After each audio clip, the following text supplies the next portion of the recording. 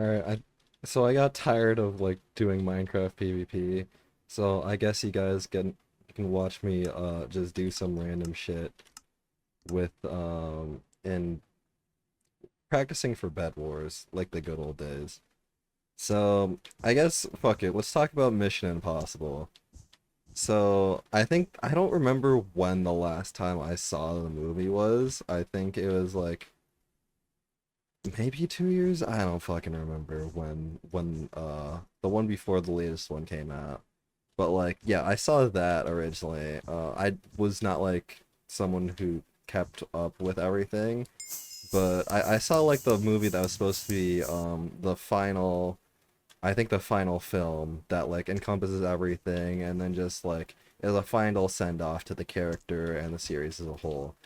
And yeah, it really had the tonality that like this is the final movie because every fucking line they delivered or every scene that was acted out with like such seriousness and like such this is it guys, we're like we're in the end game now, where like it didn't have any moments to breathe or like any levity. It was just nonstop uh high stakes, high mission, or not high energy.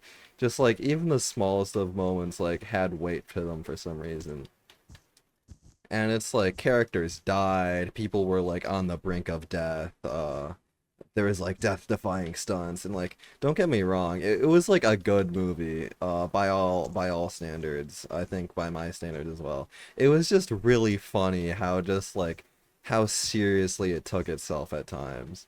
And I'm not saying like that's a bad thing. I'm not saying I need like goy slop in my movie where it's just like after every 5 minutes it needs like a joke for some reason, or just like it cuts to the camera and then like what was his name, Ethan Hunt, I don't even remember. Ethan just goes like, yeah, that was like Mission Impossible Final Reckoning, though like they did say Final Reckoning, I'm pretty sure, in the movie maybe like once or twice, and like every time they said that I just like turned and like pogged at the camera, um pretending there was an invisible camera because the internet has done like terrible things to my brain at this point. And like, what else was there to it? It was just like, it was, I would see shit like that, or I would just like hear it, and then it would just be like, all right. The other funny thing that like I kept hearing about was just like the idea of the entity, whereas like this AI overlord that like knows everything and like is able to hack into like military systems and just like do all these crazy things where it's able to plan every action and like every minute second down, or everything last to the down to the last minute detail.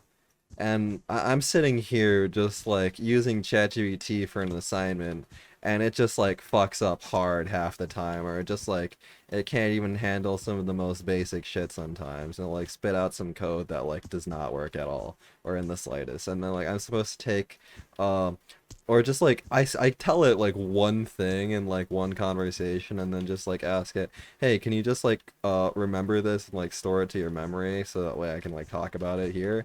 And then like they just forget the details like almost entirely. And then I'm just supposed to like take this entity seriously, like it's all knowing, omniscient, and then just like it's not really fucking stupid sometimes. But yeah, for the sake of disbelief and for the sake of entertainment, I'm willing to look past it. I'm willing to like give it the credibility and like some moment of doubt.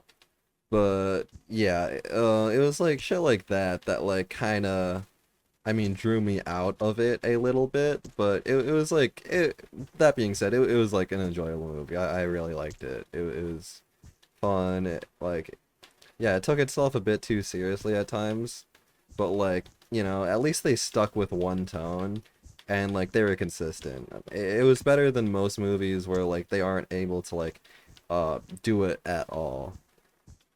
That being said, I guess we're just talking about movies now. The other thing I saw recently was like The Mask of Zorro, and like that shit slapped like hell.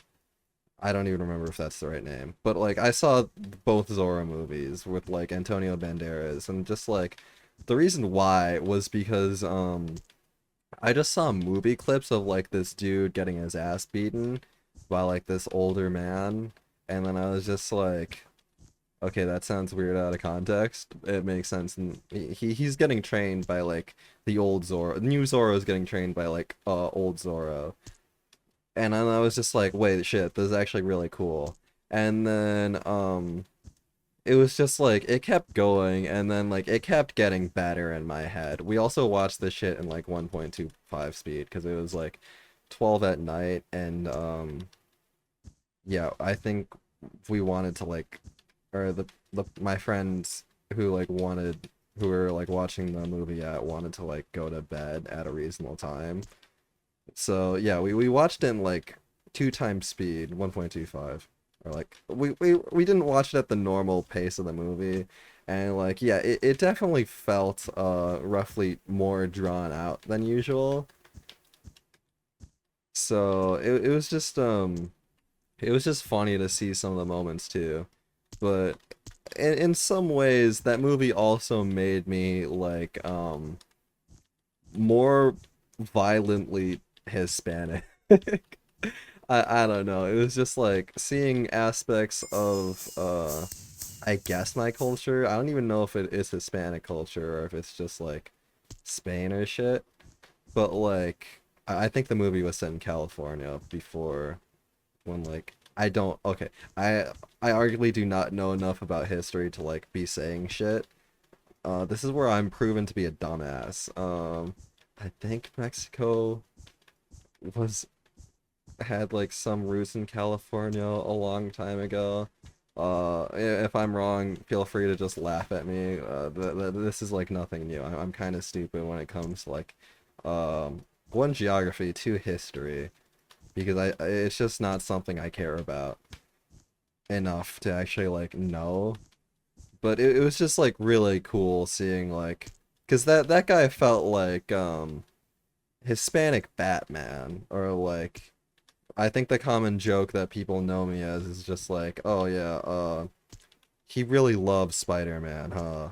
Because I run that bit into the ground.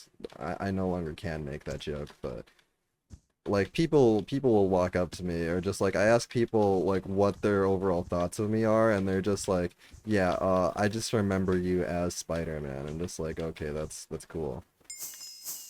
That's like another story for a different time, but yeah, it's just really cool seeing him, and just like yeah, you get the swords, you get the mask, you get the random uh telenovela like drama for some reason halfway through with the love interest or love interest. And then so like I'm really hyped about this movie, and then like I really want to see the second one because it's just like yeah, I'm like hyping it up too, where like yeah, this movie will make you violently Hispanic. And then we go to watch the second one. They didn't watch, or some people didn't watch the first one. And like it's low key when we look up the reviews for it, I think one of the things that pops up immediately is it's like it's a disappointing sequel. And like in a lot of ways, yeah, it definitely is. Because I mean, what do you do once you already built the legend and like it's already established? And honestly, the movie itself kind of wrapped up in a good spot where it arguably did not need a sequel. Like Zoro is Zoro, and like he follows the needs of the people. There's like no major villain anymore because he already avenged the person who like killed his brother and like had a personal tie to him. And I mean, I don't know if Zoro's like a hero or anything. I think that they may have made other movies, and like the 5 seconds I took to like look it up. Um, maybe he has his own series of like films or like shows or whatever. But it's just like after like it ended full circle pretty much, where like the old Zoro reflects the new is like reflected in the new Zoro with like the way he treats his kid, the way he has like a loving family and supportive wife, and it's just like yeah, it really did not. I feel like it didn't need a sequel, though. Like it was kind of hyped that it got one. But like what the sequel decided to focus on was like I think two people on the brink of divorce, and like when I and that's like the whole premise for the movie, and I was just not fully expecting that after like the first movie was like so tight on just like nah, Zoro's this badass who like where we're gonna do the same thing again. Zoro's this badass where like he charms women and then just like he fights the bad guys and he like is the hero to the people. And then instead of like getting more of that, where it's just like him being cool, now there's like his wife divorced him within like the first maybe like 30 minutes of the movie, and then like half of that is just him being a drunk about that. And like they have a kid now, and the kid has like aspects of Zoro in him. And yeah, that's just not what I was fully expecting going into the movie. But you know, I still enjoyed it anyways. Like I don't think it's yeah, I don't know. Point I'm saying is they are both interesting movies that I have watched, and it was just like they just like left a mark on me is what I'm saying. And yeah, I mean, I don't know how much more there really is to say about it. So I'm just gonna try and finish this. Okay, no. Nah, we're keeping the trend of I don't actually get a dub or end videos like doing anything. So yeah. Oh wait, unless okay, never mind. All right, this is the first time I'll end on a dub. But yeah, that's all I have to say.